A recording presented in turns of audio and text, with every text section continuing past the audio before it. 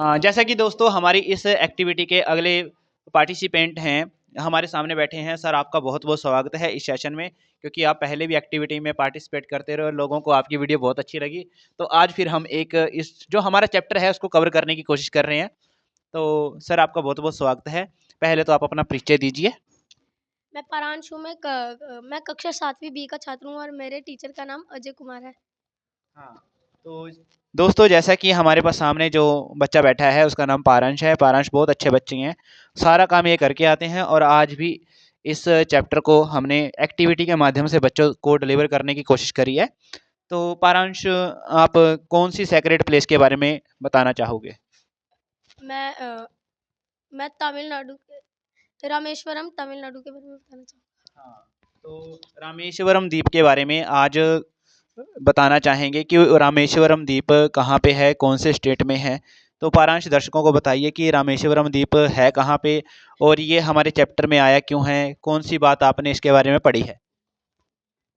रामेश्वरम तमिलनाडु में है, वो राम सेतु की स्टार्टिंग में ही है। हाँ, जहाँ से क्या है, राम सेतु शुरू होता है। तो जैसा कि इन्होंने स्टार्ट किया था कि रावण के वध के बाद राम जी ने क्या किया था? रावण के वध के बाद राम जी ने ब्रज हत्या के पाप से बचने के लिए यहाँ शिव जी की पूजा करी थी। हाँ, तो जैसा कि रामेश्वरम द्वीप जिस चीज़ के लिए मशहूर है कि जब रावण का वध हुआ तो उसमें पाप से मुक्ति के लिए जो भी माना जाता है, क्योंकि रावण एक महान विद्वान भी थे उस समय के, उनको काफ़ी सारे वेदों का ज्ञान भी था। चलो, जिस वजह से उनकी रावण जी की लड़ाई किसके साथ है, श्री राम जी के साथ हुई थी। उसके बाद उन्होंने कोई संदेश दिया था, बच्चों ने आज उसके बारे में तैयारी करी है। हम बच्चों से ही जानने की कोशिश करेंगे। तो कौन से दो मुख्य शिवलिंग हैं जिनके बारे में आप बताना चाहोगे दर्शकों को?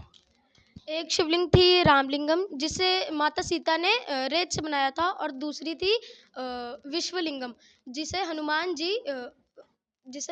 जी कैलाश पर्वत से लेकर आए थे। हाँ, तो जैसा कि आपने देखा है कि माता सीता की वापसी के बाद वहाँ पे रामेश्वरम द्वीप पे दो शिवलिंग बनाए गए, जो जिसकी जानकारी आपको पारांश ने दी है।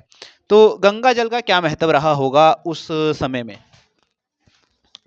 अ, आ, आ, आ, अक्सर अक्सर लोग उत्तर भारत से गंगोत्री का गंगा जल यहाँ चढ़ाने आते थे।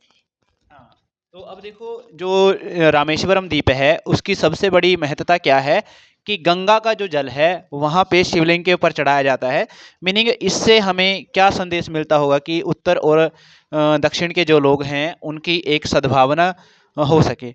तो पारांश दर्शकों को कुछ बताना चाहेंगे कि इसका महत्व क्या है कि हम उत्तर से दक्षिण की ओर लोग जा रहे हैं, तो क्या क्या चीज़ें सीखने को मिल सकती हैं? इससे हमें ये पता चलता है कि उत्तर से लोग जब जा रहे हैं तो उनके उस सैक्रेड प्लेस के साथ कितनी डीप फीलिंग्स जुड़ रखी हैं, जो उत्तर से वो दक्षिण की तरफ जा रहे हैं।